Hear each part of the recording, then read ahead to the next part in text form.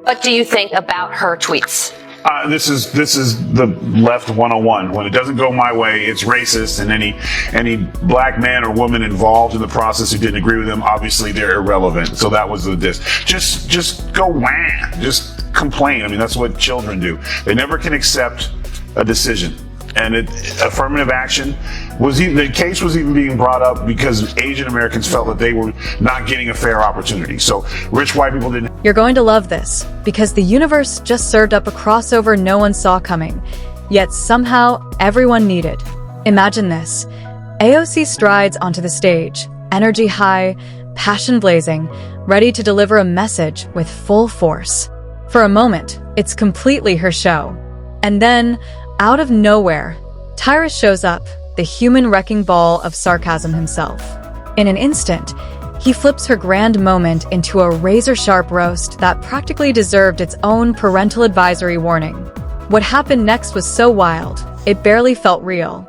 Anything to talk about in terms of merit, you just blame it on rich white people. And it's been a cushion that's been allowed in this country for a long time. And now as you see more of that's the new pillow. My pillow's got nothing on the new pillow of blame rich white people, because you can rest your head on it in any argument. Bring any argument up with me. Anything. Ask me any question. How are the Knicks doing this year? Well, why am I supposed to know that? I'm not a rich white person. See what I'm saying? You're definitely going to enjoy this, so don't forget to subscribe. It helps more than most people realize. Politics has always fed on big, dramatic moments, the kind where someone steps forward, gestures wildly like they're starring in a soap opera plot twist, and convinces their supporters that history is unfolding right before their eyes. And few people embrace that level of theatrical flair quite like AOC. She never just enters a room. She arrives with an intensity that radiates from every step, as if she seconds away from delivering the State of the Union. Even when she's just ordering a simple cup of coffee. Are completely out of touch of everything. This is a big country. Some people, regardless of high inflation, are still going to fly to go. It has nothing to do with lower class Americans who are struggling to pay bills, or people just make their decisions. It's just, they're so out of touch. And they worry about other things, the wrong things like pardons and perceptions and how they're looked at. Instead of just shutting up, step out of your little bubble, maybe close the safe spaces, walk out on this crunchy green stuff called grass, and get involved in the world and see that every word AOC delivers comes wrapped in pure theatrics, each statement sounding like a warning that meteors could start falling any minute. But this time, she stepped into a moment she couldn't command. The spotlight simply refused to stay where she wanted it. Instead, it slid directly to the real star of the night, Tyrus. Yes, Tyrus. The guy who can slice through heavy political tension with a single raised eyebrow, turning the room upside down with punchlines that land like full-force body blows and leave everyone stunned. Of course they didn't read the decision. And again, these are all successful men and women of color who all have educations, who are sitting on top of the mountain calling foul. This is just the par for the course. It is just, what is the narrative? Oh, that's the way we're going with it? But it was nice to see white men get a break. You know what? Because you've had a rough year. They started blaming some stuff on white women. So you guys get a little bit of the... And poor AOC never saw it coming. Not for a single moment. You'd think a seasoned politician might know better than to overplay her hand when a master of sarcasm is lurking just off stage like a silent storm, waiting for the perfect moment to strike. But she dove in with total confidence, certain the crowd would leave feeling inspired, enlightened, and maybe even ready to put her face on the $10 bill. Armed with statistics, dramatic pauses, and that trademark expression that practically declares, "I've unlocked the secrets of humanity, and only I can lead you," she charged ahead with full force, completely unaware of the comedic catastrophe forming right behind her. Listen, we have fan mail, and I just can't listen to those Nate Silvers and these Saliza people just bites into this glorious show. AOC. What? She's kind of fun in a silly but earnest, wrong but adorable way. She's like your daughter when she comes back from her first year at Brown, full of half-baked, half opinions, in need of some gentle, patient deprogramming. But people have to realize new faces doesn't mean... She crafted her entire speech like it had been lifted straight from a Marvel origin story, complete with looming climate catastrophes, widening income gaps, and unstoppable corporate greed. Everything was painted in sweeping, cinematic strokes, as if the fate of humanity rested on her next sentence. And, as always, she placed herself firmly at the center, the fearless heroine standing tall against invisible villains lurking in the shadows. If you squinted, you could almost hear the Avengers theme swelling behind her dramatic gestures. When she raised her hand at just the right moment, it looked as though destiny itself had whispered the cue, yet the audience responded with nothing more than polite, obligatory applause, the kind given not out of excitement, but out of social duty. No roaring approval. No electric energy. Just courtesy clapping so everyone in the room could feel like they participated. Still, AOC scanned the crowd as if she'd just been greeted with a thunderous standing ovation, but overblown theatrics always leave a gap, a perfect opening for comedy. And that's exactly where Tyrus excels. He doesn't arrive armed with binders of charts. He doesn't stretch metaphors until they snap. And he definitely doesn't need to predict the apocalypse to get attention. His weapon is far simpler, far sharper, and always perfectly timed. Pure, unfiltered humor. She responded to this ruling on Twitter as well. She says, if the Supreme Court was serious about their ridiculous color blindness claims, they would have abolished legacy admissions, aka affirmative action for the privileged. 70% of Harvard's legacy applicants are white. SCOTUS didn't touch that, which would have impacted them and their patrons. Does she have a point there? She used the word ludicrous. That was cool. That was new. But again, it's the same argument. No matter what you're doing, that it's all white people's fault, and it's just such a great talking point, to the point where it's just literally if it was While AOC stacked paragraph after paragraph like she was constructing a tower destined to wobble, Tyrus lounged back with the quiet confidence of someone waiting to topple a Jenga stack with one perfectly timed, sarcastic tap. But before we get to that moment, it's worth pausing to appreciate just how hard AOC tried to command the room. She leaned into the microphone like it was her most trusted confidant, pacing across the stage with that overly serious power stride politicians love to use, hitting each dramatic pause as if she were auditioning for the most intense TED Talk of her life. And every time she paused, hoping, praying, practically willing the room to burst into applause, the audience responded with that awkward, half-hearted clapping. The kind that says, "We're not sure if you're finished, but here's some noise so it doesn't feel weirdly quiet." You know the look, a mix of pity and mild amusement, like watching a friend attempt karaoke for the first time while everyone tries desperately to be supportive. The truth is, the harder AOC leaned into her own intensity, the more she opened herself up to the one force capable of slicing straight through all the theatrics. And that force was about to stroll in, not armed with statistics, not wrapped in melodramatic speeches, but wielding the unmistakable hammer of humor that only Tyrus can swing. Idea or issue in her life.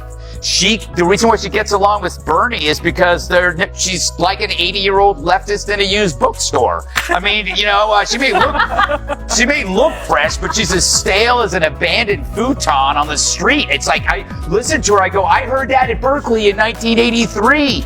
So their problem is, and the reason why they don't have any ideas is The irony in all of this is that AOC thrives on control. Her entire political persona is built around shaping the narrative exactly the way she intends, setting the stage, dictating the rhythm, and expecting the audience to follow along like loyal supporters hanging on every syllable. But humor doesn't play by those rules. Humor ignores pacing, structure, and dramatic arcs. It hits fast, cuts deep, and once the room starts laughing, the serious tone she depends on crumbles instantly, and there sat Tyrus, armed with nothing more than a figurative slingshot, perfectly ready to knock out the first brick and send her entire performance collapsing in on itself. The room wasn't tense because her speech was stirring souls. It was tense because everyone could feel something unexpected was about to happen. That's the beauty of moments like these. Humiliation doesn't always arrive shouting or kicking down the door. Sometimes it slips in quietly with perfect timing, through someone casually exposing just how flimsy the whole performance really was. That's where Tyrus thrives. He doesn't storm in with rage or drown the room in outrage. He dismantles everything with something far sharper, faster, and infinitely more devastating. Humor honed to a razor's edge, landing like a flawless strike. Nothing. To get into a beef with the Twitter chief. On Tuesday, she tweeted, LMAO at a billionaire earnestly trying to sell people on the idea that free speech is actually an $8 a month subscription plan. That's a reference to Musk's plan to charge people $8 a month for verified blue checkmark status. But he hit back tweeting, your feedback is appreciated, now pay $8. The stage couldn't have been set more perfectly. AOC was deep in full drama mode, riding the high of her own performance, completely unaware that the room was slipping through her fingers like sand. The applause had dwindled into polite little taps. The eye rolls were piling up higher than her talking points. And Tyrus sat there practically glowing with anticipation, wearing the look of someone who knows his punchline is going to hit like a knockout. Then, when he finally leaned forward, the entire atmosphere shifted in an instant. But here's the twist. AOC wasn't even in the room to face him, and somehow, that made the moment funnier, sharper, and far more devastating. Roasting someone face-to-face is expected, but roasting them with that playful, precise edge while they're nowhere around? That's a completely different sport, and Tyrus plays it like a seasoned professional. That's exactly how he went after AOC, treating her meticulously crafted political performance not as a revolutionary movement, but as a late-night improv sketch that dragged on long past its cue. His first jab came fast and clean, the sly observation that AOC can't walk into any room without instantly turning it into a dramatic lecture about civilization being just 3 tweets away from collapse. Says AOC has 61% approval rating Yes. for Democrats, right? The highest of any Democrat unless they've been elected president. So if your new brand ambassador is going to be AOC, then I think it's more. Tyrus joked that AOC probably practices her speeches in the mirror before brushing her teeth, arms flying wildly while statistics orbit around her, leaving her toothbrush looking absolutely traumatized by the chaos. That single image alone was enough to crack apart the carefully constructed stage presence she'd spent the whole night building. From there, he went straight for her favorite habit, those heavy, overworked metaphors she loves to unleash. And he dismantled them with smooth, precise humor. He teased that if she spilled a simple glass of water, she'd likely declare it undeniable evidence of rising sea levels. If her Uber ran late, that must be corporate greed attacking society. And if her phone battery dipped below 20%, well, clearly that was capitalism failing humanity in real time. Suddenly, all those big dramatic comparisons she relies on stopped sounding bold and started feeling like pages ripped from a frazzled drama student's notebook. According to Tyrus, AOC could be ordering lunch and still make it sound like she's unveiling the cure for human suffering. Yeah, I'll take the avocado toast, he joked. Because nothing captures the struggles of our generation quite like overpriced guacamole. What makes Tyrus so sharp in moments like this is that he doesn't have to exaggerate anything. He just takes what already exists, her tone, her habits, her instinct to turn every ordinary moment into a political crusade, and holds a spotlight over it until all the seriousness melts into pure, effortless silliness. But then you have to ask, okay, then what is this debt forgiveness? Who is it meant for? And when you look at the data, it's upper, white, middle class, liberal women. This ain't welfare, right? These are well-to-do people. It's a bribe for Democrats on the backs of plumbers, truckers, and everyone else who actually does a real job, unlike me. AOC is the symbol of the entitled sponge. She complains about students. What once passed for strong leadership suddenly looked like pure melodrama. And once you see it that way, there's no going back. Tyrus didn't stop at her speeches. He went straight for her social media habits, too. After all, AOC treats Twitter like her own personal presidential podium. He joked that if the Wi-Fi ever went down in Washington, she'd probably declare it the greatest attack on democracy in modern history, typing in all caps about a nationwide conspiracy just because her Instagram live froze for a moment. That image alone stripped the weight from her speeches, turning her from a congresswoman rallying a movement into a comedian narrating the antics of a dramatic neighbor with a flair for chaos. But Tyrus wasn't done. Not even close. He saved one of his sharpest jabs for the perfect contradiction between AOC's constant alarmism and her impeccably curated lifestyle. After all, nothing screams the planet is burning quite like showing up to a climate change photo op in a head-to-toe designer outfit. Everything about French bulldogs. And one thing I know, they are so expensive. They're more expensive than any college tuition. That you got to take care of them. They're adorable dogs, but she owns a Tesla and she owns a French bulldog, and she wants you or your dad, the electrician, to forgive her student loan. That's BS. Turn in the Tesla. Tyrus pointed out the irony that someone who constantly casts capitalism as the ultimate villain seems to navigate and benefit from it with remarkable ease. A detail that lands even harder because it's undeniably true. The sarcasm practically wrote itself as he spoke, but his sharpest jab came when he compared listening to her speeches to being trapped in a lecture hall where the professor lost the syllabus weeks ago yet refuses to stop talking. You have no idea where the lesson began, no clue where it's going, and yet you're expected to take organized notes as if it all makes sense. That became his shorthand for her entire speaking style. Loud, winding, dramatic, and ultimately exhausting to sit through. And the best part? She wasn't even there to react or clap back, giving Tyrus free rein to stretch out, poke fun, and twist the knife just a little deeper without interruption. Without a live rebuttal, every punchline lingered longer, landing harder, proving he didn't need stacks of facts or heated debate points. All he needed was his sarcasm, and that alone was enough to completely reshape the room's mood. Paid $80 in a theater, and there wasn't even a movie playing. Wow. What do you mean? I don't know. You know, it's no surprise. Who would go see a movie that's the opposite of entertaining? There's nothing entertaining about that. Michael Moore's colonoscopy is more entertaining than that because there's probably more twists. But it does show you how great it is to be a progressive in a liberal biased culture. She really doesn't do her job, right?